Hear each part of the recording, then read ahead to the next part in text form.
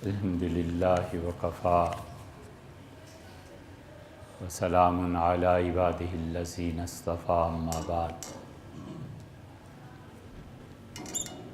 اللہ تعالیٰ کی توفیق سے شاید کچھ ہفتے گزرے ہیں کہ یہ بات بیان کی جا رہی تھی کہ انسان جسم سے بھی بیمار ہوتا ہے اور اس کی روح بھی بیمار ہوتی ہے، اور بہت زیادہ قابل قدر اور بہت زیادہ اللہ تعالیٰ نے جن لوگوں کو اس منصب پر فائز کیا ہوتا ہے کہ وہ لوگوں کی نفسیاتی بیماریوں کا علاج کر سکیں، بلا شبہ ایسے لوگ عظمت اور نور اور روشنی کا بلند منار ہیں۔ انسان ہمارے دور میں جتنا جسمانی بیماریوں میں مبتلا ہے اور جتنا جسم کے مسائل میں گھرا ہوا ہے، اس سے کہیں زیادہ بیماریاں اس کی نفسیاتی ہیں، اور وہ ڈاکٹرز جو نفسیات میں انسانوں کو راحت پہنچاتے ہیں، بلا شبہ وہ ان ڈاکٹرز سے کہیں زیادہ بلند مقام پر ہیں جو انسان کے جسم کا خیال رکھتے ہیں، ہاسپٹلز قائم کرتے ہیں، ڈسپنسریز بناتے ہیں، لیکن اس سے کہیں زیادہ یہ ضروری ہے کہ ہر آدمی اپنے بارے میں سوچے کہ وہ کس نفسیاتی بیماری میں مبتلا ہے اور اس کا علاج کیا ہے۔ ہوتا یہ تھا کہ آج سے چند 100 سال پہلے، 200 سال، 300 سال پہلے تعلیم کی وجہ سے لوگوں میں یہ شعور تھا کہ لوگ اپنی نفسیاتی بیماریاں جانتے تھے۔ انسان کو پتہ تھا، یا انسانوں کا دائرہ بھی تنگ کر لیں تو مسلمانوں کو کم سے کم پتہ تھا کہ میرا اصل مرض یہ ہے کہ میں حسد کرتا ہوں، اور انسان کو پتہ تھا کہ میرا اصل مرض یہ ہے کہ میں کانوں کا بہت کچا ہوں، اور انسان جانتے تھے کہ میرا اصل مرض یہ ہے کہ میری زبان اور آنکھیں یا یہ اور یہ چیزیں میرے کنٹرول میں نہیں ہیں۔ پھر وہ اپنی اس نفسیاتی بیماری پہ مسلسل محنت کرتا تھا، اور کئی طریقے اس کے ذہن میں ہوتے تھے کہ میں خود محنت کروں، اور اللہ سے دعا کرنا، توفیق مانگنا، یہ اس کا دوسرا طریقہ تھا کہ اے رب میں اس مصیبت میں پڑ گیا ہوں اور اللہ میری اعانت فرما، مدد فرما۔ ایک اور بھی طریقہ تھا، اور وہ یہ کہ اللہ کے اچھے بندے جو اس زمانے میں ہوتے تھے، ہفتے میں 2-4 مرتبہ ان کی صحبت میں رہتا تھا، جاتا تھا، کوئی خیر کی بات سنتا تھا، کوئی نئی بات سنتا تھا، اور اس کے علم میں بھی اضافہ ہوتا تھا اور اس کی روح کو بھی سکون ملتا تھا۔ تو یہ سب چیزیں نفسیاتی بیماریوں کا علاج تھیں،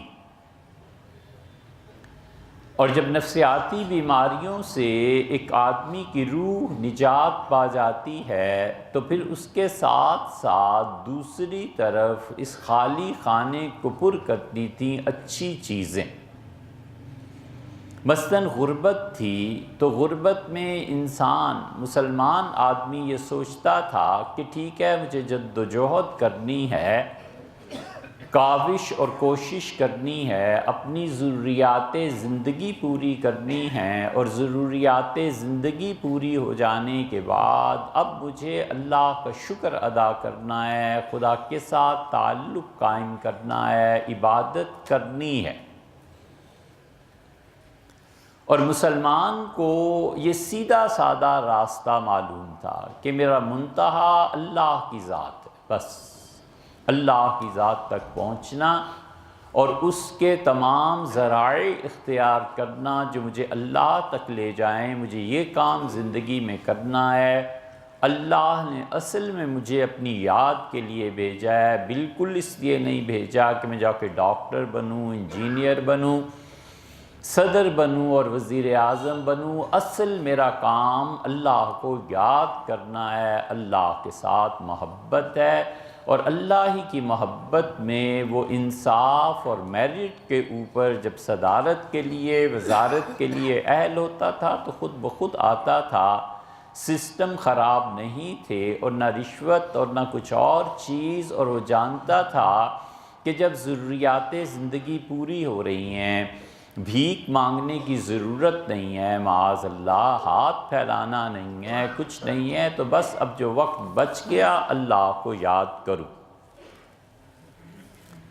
اس لیے یہ کبھی سوال ہی نہیں اٹھتا تھا کہ کرنے کو کچھ نہیں ہے، یہ جو کرنے کو کچھ نہیں ہے اور میں فارغ رہتا ہوں، اس کو کوئی نہیں سکھاتا کہ کرنے کو کیوں کچھ نہیں ہے۔ اللہ کی یاد تھوڑی چیز ہے، اللہ کے ساتھ تعلق تھوڑی چیز ہے۔ کرنے کو سب سے بڑا کام یہ ہے کہ اپنی فرصت کے لمحات کو غنیمت جانے، اور موت سے پہلے پہلے، بیماری سے پہلے پہلے، فقر سے پہلے پہلے، جب لوگوں کا مرجع اور شیخ بن جائے، بادشاہ اور وزیر بن جائے، ان دنوں کے آنے سے پہلے پہلے جو وقت ملے سو غنیمت جانے، یاد کرے اپنے پروردگار کو۔ یہ کام تھوڑا ہے، یہ کیا بات ہوئی کہ کوئی کام کرنے کو نہیں، کرنے کو ایک یہی بہت بڑا کام۔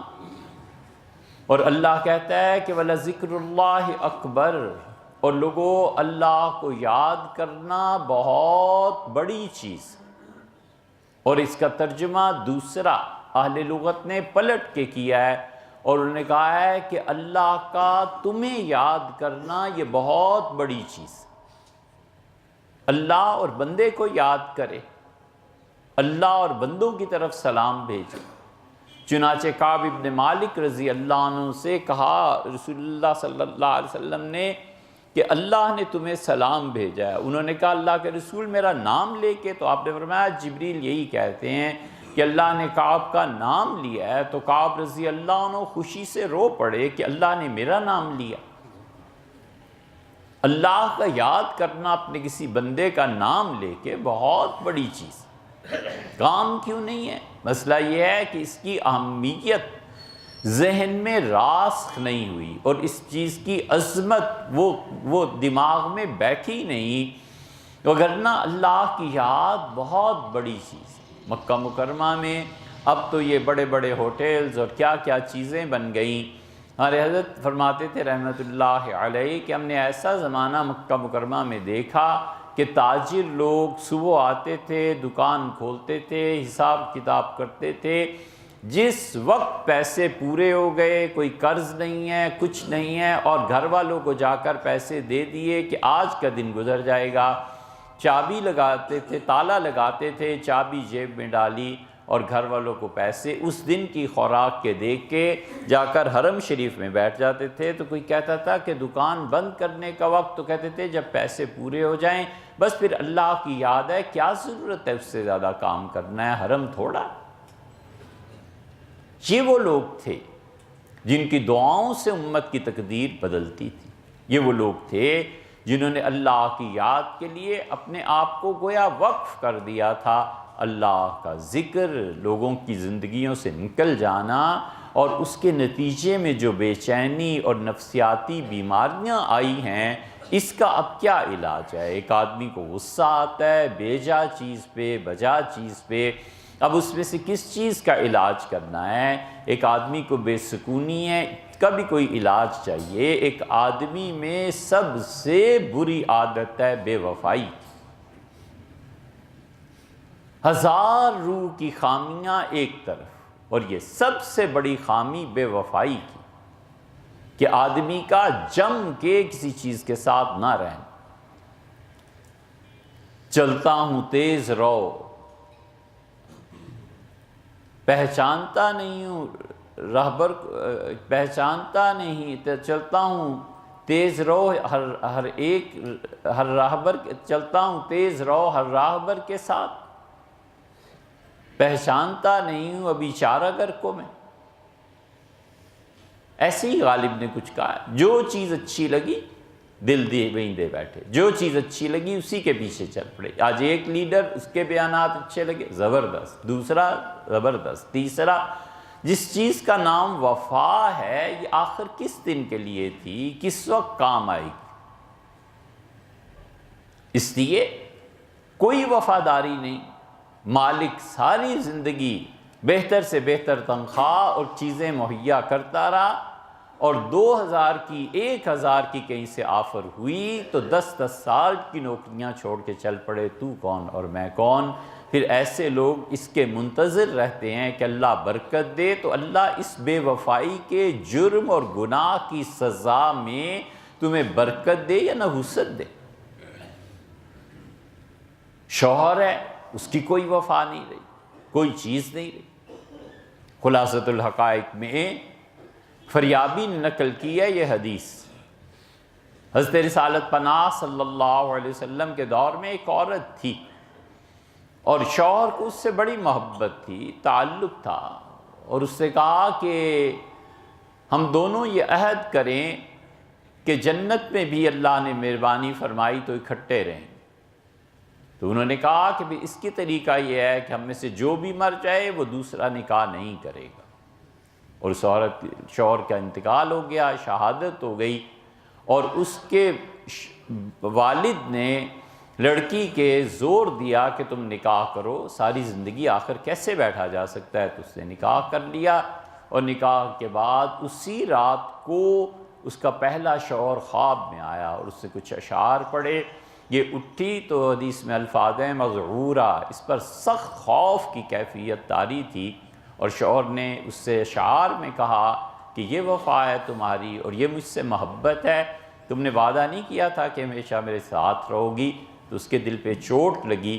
رسول اللہ صلی اللہ علیہ وسلم کی خدمت میں حاضر ہوئے، اس کے والد بھی اور وہ بھی، تو آپ نے فرمایا بس پھر گزارا کرو اور صبر کرو حتیٰ کہ تم اس سے جنت میں جا ملو۔ اور دوسرا شوہر جو تھا فرمایا اسے چھوڑ دو، اس کے پہلے شوہر کو اتنا زیادہ اس سے تعلق ہے۔ مفہوم یہ ہے کہ خواب میں اس کی روح کو اس نے دیکھا اور اس بے چینی کو دیکھا۔ یہ وفا ہے، محبت ہے۔ 100 عیبوں کا ایک عیب یہ ہے کہ آدمی جو اس سے وفا کرے اس سے بے وفائی کرے، اور جو آدمی اپنی ساری زندگی کسی کے لیے قربان کر چکا ہو، یہ عین موقع پہ آنکھیں ماتھے پہ رکھ لے اور ایسے ہو جائے جیسے کوئی تعلق نہیں تھا۔ ٹھیک یہی رویہ ہم سب کا اللہ کے بارے میں، ہم سب کا یہی رویہ اللہ کے بارے میں۔ ہم تو اپنی ضد سے مسلمان ہیں، وگرنہ ہمارے مسلمان ہونے کی کیا گنجائش؟ ضد کر لیا کہ بس مسلمان رہنا ہے، ادروائز کیا چیز ہے، کیوں ہم مسلمان؟ تو روح میں یہ بے وفائی کا وصف آ جانا، روح میں اس کا وصف آ جانا کہ 10 سال اکٹھے رہے، 20 سال، اور کبھی جو عید شبرات پہ بھی اس کرایہ دار مالک مکان کبھی فون کر کے پوچھ لیا ہو کہ صاحب آخر زندگی اکٹھے گزاری، سروس اکٹھے کی، جاب اکٹھی کی، دکان اکٹھی کی، کیا حال ہے آپ کا، ٹھیک ہے، 1-2 منٹ کی بات ہے، لیکن وہ جو اظہار محبت ہے، تعلق ہے، اس کا نام نہیں ہے۔ وجہ اس کی یہ کہ روح بیمار ہے اور نفسیاتی بیماریاں بڑھتی چلی جا رہی ہیں۔ ان نفسیاتی بیماریوں کا علاج حضرت رسالت مآب صلی اللہ علیہ وسلم نے کیا ہے، اور بہت مؤثر علاج کیا ہے۔ حضرت الیاس صاحب رحمۃ اللہ علیہ نے کسی خاتون کے لیے ایک تعویذ لکھا، اور شیخ محمد زکریا صاحب رحمۃ اللہ نے لکھا حضرت کو کہ حضرت وہ بار بار آتی ہے مدرسے میں اور کہتی ہے کہ تعویذ، تو حضرت نے لکھا کہ اس کی بیٹی کے لیے یہ تعویذ بھیج رہا ہوں، اور یہ وہ دعا ہے جو رسول اللہ صلی اللہ علیہ وسلم بتایا کرتے تھے، اور اگر اس دعا سے بھی رسول اللہ صلی اللہ علیہ وسلم کی دعا سے بھی اسے شفا نہیں ملتی نا، تو اس سے کہو پھر تمہاری بیٹی مر جائے تو اچھا۔ بات بھی یہی ہے، کیا حضور اقدس صلی اللہ علیہ وسلم کی بتائی ہوئی دعائیں، کیا ان کی باتیں ہمارے بیماری کا علاج نہیں کر سکتی؟ نفسیاتی بیماریوں کو جتنا رسول اقدس صلی اللہ علیہ وسلم نے سمجھا ہے، حضرت رسالت مآب صلی اللہ علیہ وسلم نے بار بار اس کی طرف توجہ دلائی، بار بار فرمایا اچھا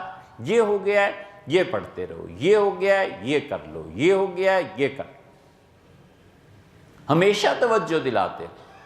تاکہ انسان ان نفسیاتی کیفیات سے بلند ہو۔ جسم کی بیماری نظر آتی ہے، روح کی بیماری کبھی نظر بھی نہیں آتی، کبھی بے چینی ہوتی ہے، کبھی کیا کچھ ہوتا ہے۔ حضرت اسماعیل علیہ السلام کا واقعہ صحیح بخاری میں آیا، لمبی حدیث، جس کے آخر پہ آتا ہے کہ انہوں نے اپنی بیوی سے کہا کہ وہ جو آئے تھے انہوں نے کچھ کہا بھی تھا، انہوں نے کہا کہ اہلیہ بولی اور انہوں نے کہا تھا کہ تشریف لائے تھے اور یہ کہہ رہے تھے کہ غیر رتبت بابک، اپنے دروازے کی چوکھٹ بدل لینا، تو ان کا اس کا مطلب ہے والد تشریف لائے تھے ابراہیم علیہ السلام اور یہ کہہ گئے ہیں کہ میں دوسری شادی کر لوں تمہیں چھوڑ۔ اس میں آیا کہ وہ گھر میں داخل ہوئے اور انہوں نے کہا کسی مرد کی خوشبو آ رہی ہے، میرے بعد کون آیا ہے یہاں؟ تو بیوی نے کہا ایسے ایسے حلیے کا ایک آدمی آیا تھا۔ وہ سمجھ گئے کہ میرے والد ابراہیم علیہ السلام تھے، نہ کوئی تصویر ہے، نہ کوئی اثر باقی ہے، نہ کوئی چیز پڑی ہوئی ہے، وہ روح سے اتنی کشش۔ سیدنا عثمان رضی اللہ عنہ امیر المومنین تھے، کوئی معمولی آدمی تھے،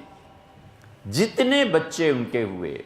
نہلا دھلا کے پیش کیے جاتے تھے، وہ اپنی اولاد کو سونگھتے تھے۔ کسی نے کہا حضرت یہ کیا کرتے ہیں؟ انہوں نے کہا سونگتا ہوں تاکہ اس میرے بچے کی خوشبو میری روح میں بس جائے، اور جب اسے کوئی تکلیف پہنچے تو میری روح کو بھی تکلیف پہنچے۔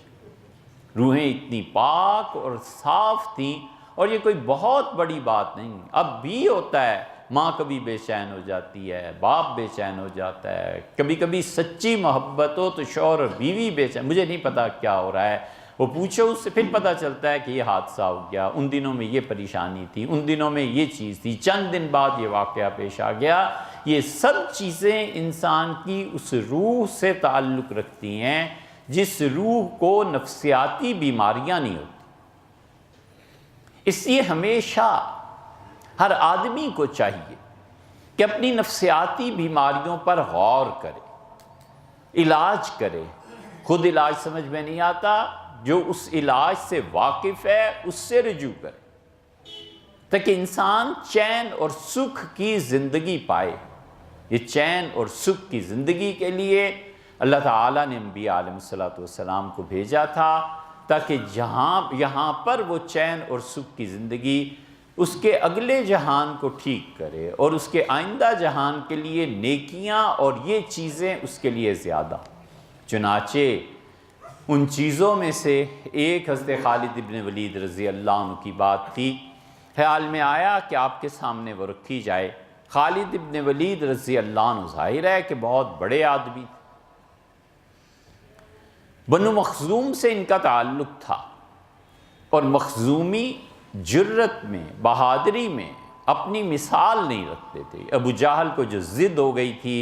حضرت رسالت پناہ صلی اللہ علیہ وسلم سے، بنیادی طور پر یہ بھی مخزومی تھے، اور مخزومیوں میں حضور اقدس صلی اللہ علیہ وسلم کے ننہال شامل تھے۔ حضور اقدس صلی اللہ علیہ وسلم نے جن عورتوں کا دودھ پیا ہے ان میں یہ مخزوم شامل تھے، اور مخزومیوں سے ان کے پرانے تعلقات قائم تھے۔ حضرت عبد المطلب نے جب چاہا کہ اپنے بیٹے عبداللہ کو ذبح کریں تو یہ مخزومیوں نے انہیں بچایا تھا، اور انہوں نے کہا عبد المطلب یہ نہیں ہو سکتا کہ عبداللہ کو ذبح کر دیا جائے، آپ جانتے نہیں ہیں ہمارے آپ کے کیسے تعلقات ہیں۔ خالد بن ولید حضرت رسالت پناہ صلی اللہ علیہ وسلم کی خدمت میں حاضر ہوئے اور عرض کیا اللہ کے رسول رات کو دیر تک بستر پہ لیٹا رہتا ہوں، نیند نہیں آتی، تفکرات، پریشانیاں، سوچ، بسا اوقات اس کے علاوہ بھی نیند نہیں آتی۔ تو حضور اقدس صلی اللہ علیہ وسلم نے فرمایا، آپ نے فرمایا خالد جب بستر پر جاؤ تو اللہ سے یہ دعا کیا کرو۔ جتنے بھی نفسیاتی علاج ہیں ان میں سے ایک مؤثر چیز دعا کا مانگنا ہے۔ یہ مطلب نہیں ہے کہ آدمی علاج نہ کرے، علاج بھی ہوتا ہے، کبھی دوا کے ذریعے علاج ہوتا ہے، نفسیات کے ڈاکٹرز دواؤں کے ذریعے علاج کرتے ہیں، کوئی حرج نہیں، وہ بھی ٹھیک ہے۔ کبھی کاؤنسلنگ کرتے ہیں، وہ بھی بالکل درست ہے، یہ بھی ان کی بہت بڑی نیکی ہے۔ اور کبھی یہ بھی ہوتا ہے کہ بعض لوگوں کا علاج بجز دعا کے کچھ نہیں ہوتا کہ اپنا تعلق اللہ سے مضبوط کریں اور اپنا تعلق اللہ کے ساتھ درست کریں۔ چنانچہ خالد بن ولید رضی اللہ عنہ کو حضور صلی اللہ علیہ وسلم نے یہ دعا بتائی اور آپ نے فرمایا کہ خالد جب بستر پر لیٹ جاؤ تو اللہ سے یہ دعا مانگا کرو، اللہم رب السماوات السبع وما اضلت، اے پروردگار جو ساتوں آسمانوں کا پروردگار ہے، اور یہ آسمان جن چیزوں پر چھائے ہوئے ہیں، جن چیزوں پر آسمان نے سایہ کیا ہوا ہے، تو ان کا بھی پروردگار۔ یہ 7 آسمان، انہیں تو بتو بنانا، طرح در طرح بنانا، تہوں کے ساتھ بنانا اللہ نے چیلنج کیا ہے، اور اللہ کہتا ہے میرے ان آسمانوں پر غور کرو اور تم دیکھو من تفاوت، تمہیں ان آسمانوں میں کوئی بے ہنری نظر آتی ہے؟ تمہیں ان میں کوئی عیب نظر آتا ہے؟ فرجع البصر، دوبارہ غور کرو، دوبارہ دیکھو، بار بار دیکھو، هل تری من فطور، تم ہمارے آسمانوں میں کوئی پھٹن، کوئی شگاف پاتے ہو؟ کوئی ایسی جگہ ہے جو خراب ہو گئی؟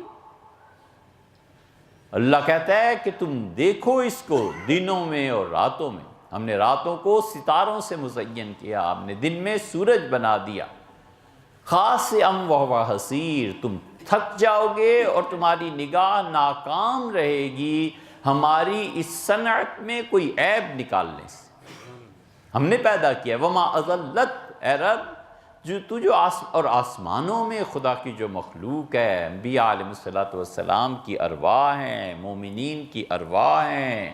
آسمانوں میں جو اللہ کی مخلوق ہے، فرشتے ہیں، اور آسمانوں میں کتنی مخلوقات ہیں اللہ کی جنہیں اللہ ہی جانتا ہے، ان کا بھی پروردگار، ان کو بھی پالنے والا، ان کے احوال کو درست رکھنے والا وہ ذات اللہ تعالیٰ نے اسی لیے اس جہان کا بھی اور اس جہان کا بھی سب کے متعلق کہا ہے کہ تمہارا حقیقی وارث میں۔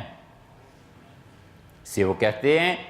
کہ دیکھو خالد جب بستر پر لیٹ جاؤ تو اللہ سے یہ دعا مانگا کرو، اللہم رب السماوات السبع وما اضلت ورب الارضین وما اقلت، اور اے پروردگار جو 7 زمینوں کا، ان تمام زمینوں کا بھی مالک ہے، وما اقلت، اور ان زمینوں نے جو کچھ اٹھایا ہوا ہے نا، اس کے اوپر جو بھی بستے ہیں تو ان سب کا پالن ہار ہے، تو ان سب کو روزی دیتا ہے، تو سب کی ضروریات پوری کرتا ہے۔ یہ لفظ رب بار بار اللہ کے لیے انبیاء علیہ السلام استعمال کرتے تھے۔ امام مالک رحمۃ اللہ علیہ کہتے تھے مجھے یہ لفظ بہت پیارا لگتا ہے، تم دیکھو اللہ کے لیے بار بار یہ ربنا ربنا ربنا، ہر نبی علیہ السلام اللہ کو رب کے نام سے پکارتے رہے، اس لیے کہ رب وہ اتنی باریکی سے کام کرتا ہے کہ کوئی شخص نہیں جانتا کہ وہ کس طرح اپنی مخلوق کو چلاتا ہے۔ رزق جو سب سے بڑی تقسیم ہے، اس کا بھید، اس کا راز آج تک کوئی نہیں پا سکا اور کوئی پا بھی نہیں سکتا۔ سگے بھائی ہیں، ایک کی دکان وہی چیز بیچ رہا ہے اور لائن ہے کہ ٹوٹنے میں نہیں آتی، اور دوسرا سامنے اس کی دکان ہے اور کوئی رخ نہیں کرتا۔ ایک خاتون رشتے پہ رشتہ اور دوسری بہن ہے اس کی اور کوئی نہیں آتا۔ یہ سب رزق کی باتیں ہیں جو پروردگار عالم کے اپنے پاس ہیں، کوئی نہیں جانتا اس راز کو کہ کس وجہ سے ہے۔ اس لیے فرمایا کہ رب الارضین وما اقلت ورب الشیاطین وما اضلت، اور اے پروردگار جو شیاطین جنات کا بھی پروردگار ہے اور جن کو وہ گمراہ کرتے ہیں، کافروں کو، فاسقوں کو، ان کا بھی رب تو ہی ہے۔ اللہ کی ربوبیت کے دائرے سے کوئی باہر نہیں ہے، ایک ایک چیز ہر ایک کو اس کا رزق پہنچتا ہے۔ بڑی اچھی بات ایک صوفی نے لکھی ہے، یہ اچ شریف میں تھے، جہانیاں جہاں گشت رحمت اللہ علیہ۔ جہاں گشت اسی لیے کہتے ہیں کہ وہ ہمیشہ سیاحت کرتے رہتے تھے، قرآن میں بھی آیا، اللہ نے فرمایا ہے اور ہمارے بندے جو زمین میں گھومتے پھرتے رہتے ہیں، وہ عورتیں اور وہ مرد، جب چھٹی ملی کسی ملک میں چلا گیا، اللہ نے اسباب اور وسائل دیے، پھر کسی ملک میں، پھر کسی ملک میں سیر کرنے کے لیے چلا گیا۔ ذہن پختہ ہوتا ہے، نظر دیکھتی ہے اور نتائج تک پہنچتی ہے، بشرطے کہ گناہوں کے سفر نہ کرے تو بہت کچھ سیکھنے کو ملتا ہے۔ اللہ نے والسائحات، اور وہ زمین کی جو گردش میں رہتے ہیں، زمین کی پیمائش، مطلب یہ کہ وہ زمین میں سفر کرتے رہتے ہیں۔ مخدوم جہانیہ رحمت اللہ نے لکھا ہے کہ میں ایک مرتبہ جا رہا تھا ایک جنگل میں، بچھو میرے پاس سے گزرا اور ایسے لگتا تھا جیسے بچھو کسی خاص مقصد کے لیے جا رہا ہے، تیز تیز وہ جا رہا، میں اس کے پیچھے چل پڑا اور آہستہ آہستہ چلتا رہا، اور بچھو ایک جگہ پر پہنچا اور میں نے دیکھا کہ شراب پی کے ایک لڑکا لیٹا ہوا ہے اور سانپ اس کے سر پر کھڑا ہے اور قریب تھا کہ ڈس دے۔ اس بچھو نے ڈنک مارا جا کے سانپ، اور سانپ اسے کاٹنا بھول گیا اور اپنے دفاع میں لگ گیا، یہ مارتا رہا تک اس نے سانپ کو مار دی۔ مجھے بڑی حیرت ہوئی کہ یہ کیا چیز میں نے دیکھی، تو میں نے اللہ سے دعا کی کہ اس کا کیا راز ہے۔ تو خواب میں کسی نے مجھ سے کہا کہ وہ کہتے ہیں کہ وہ جو شراب پی کے لیٹا ہوا تھا نا، اس کا پروردگار بھی تو میں ہی ہوں، اس کو بھی تو میں نے ہی بچانا۔ یہ ہے رب الشیاطین وما اضلت، اور شیطان و جنات کا پروردگار، اور جو لوگ گمراہ ہو جاتے ہیں اے ان کے بھی رب۔ کلی جارم من شر خلقک کلہم جمیعا، اللہ اپنی ساری مخلوق کے شر سے مجھے اپنی پناہ میں لے۔ یہ تیری جتنی بھی مخلوق ہے نا، انسان ہیں، جنات ہیں، کوئی ہے، اے رب مجھے اپنی پناہ میں لے لے۔ این یفرط علی احد منہم، اللہ میں تیری پناہ مانگتا ہوں کہ تیری مخلوق میں سے کوئی مجھ پر ظلم کرے، او این یبغیا، یا یہ کہ وہ سر اٹھائیں، سرکشی کریں۔ عز جارک، لا بلا شبہ تیرا ہمسایہ بڑا غالب رہتا ہے، تو اپنے ہمسایوں کی مدد کرتا ہے۔ وجل ثناؤک، اللہ تیری تعریف کے لیے بہت بلند فکریں ہیں جو مجھے کہنے چاہیے، پڑھنے چاہیے، اور سب سے اچھا فکرہ جو میں تیری تعریف میں کہہ سکتا ہوں، ولا الہ غیرک، اللہ تیرے علاوہ کوئی اپنی مخلوق کو سنبھالنے والا نہیں، لا الہ الا انت، اے رب تیرے علاوہ کوئی نہیں ہے جو میری ان مشکلات سے مجھے نکال۔ میں خالد یہ پڑھتے رہا کرو۔ اس لیے یہ جتنی بھی دعائیں ہیں نا، ان کا تکرار بھی چاہیے۔ اس پہ ہم انشاءاللہ مزید اگلے ہفتے بات کریں گے۔ اس کی فوٹو کاپیز لے آئے ہیں، یہ جو جمعے کے بعد سوال جواب کی ایک مجلس ہوتی ہے، اس کے بعد یہ تقسیم بھی ہو جاتی ہیں، اسے یاد کیجیے، یہ کام کرنے کا ہمیشہ دعا کی تکرار وقت اگر ہو، مثلا لمبا سجدہ ہے، لمبا رکوع امام کرتا ہے، وہ جو بھی دعائیں پڑھتا ہے، مجھے کوئی دعا نہیں آتی تو سبحان ربی العظیم وبحمدہ، سبحان ربی الاعلیٰ وبحمدہ، اس کی تکرار کرتے رہنا چاہیے۔ دنیا سے اٹھ گئے وہ امام جو لمبے جنازے پڑھاتے تھے، اور تیسری تکبیر کے بعد وہ اتنی دعائیں مانگتے تھے کہ صحابہ کرام رضی اللہ عنہم کہتے ہیں تمنا ہوتی تھی کہ کاش ہم اس میت کی جگہ ہوتے۔ اب تو تیسری تکبیر کہی نہیں اور سلام پھرا نہیں، معلوم نہیں کیا کرتے ہیں۔ نہ آتی ہوں دعائیں، ایک ہی دعا کی بار بار تکرار کرے۔ اسی لیے فقہا نے لکھا ہے فتاوی تاتار خانیہ میں کہ کسی آدمی کی نماز میں کوئی رکعت رہ جائے اور عبدہ و رسولہ اتنا پڑھ کے امام کے پیچھے آخری قعدے میں پھر چپ نہ رہے، وہ کہتے ہیں بار بار اس کلمے کو دہراتا رہے، پھر کہتے ہیں بار بار حضور اقدس صلی اللہ علیہ وسلم پہ درود پیش کرتا رہے، پھر کہتے ہیں اللہ کے نام لیتا رہے، مثلا یا رب، یا رحمان، یا رحیم۔ یہ اتنا سبق جو امام کے پیچھے مل گیا نا، اس سے تو کھڑے ہو کے رکعت پوری کرنی ہے نا، تو امام نے 2 درود شریف پڑھنے ہیں، پھر دعا مانگنی ہے، پھر سلام پھیرنا ہے، تو اس وقفے کے دوران اسے چاہیے کہ تکرار کرتا ہے۔ اسی طرح یہ دعا جو رسول اللہ صلی اللہ علیہ وسلم بتائی ہے، اس کی بھی تکرار چاہیے۔ آئندہ جمعے پہ اس پہ پھر بات کریں گے۔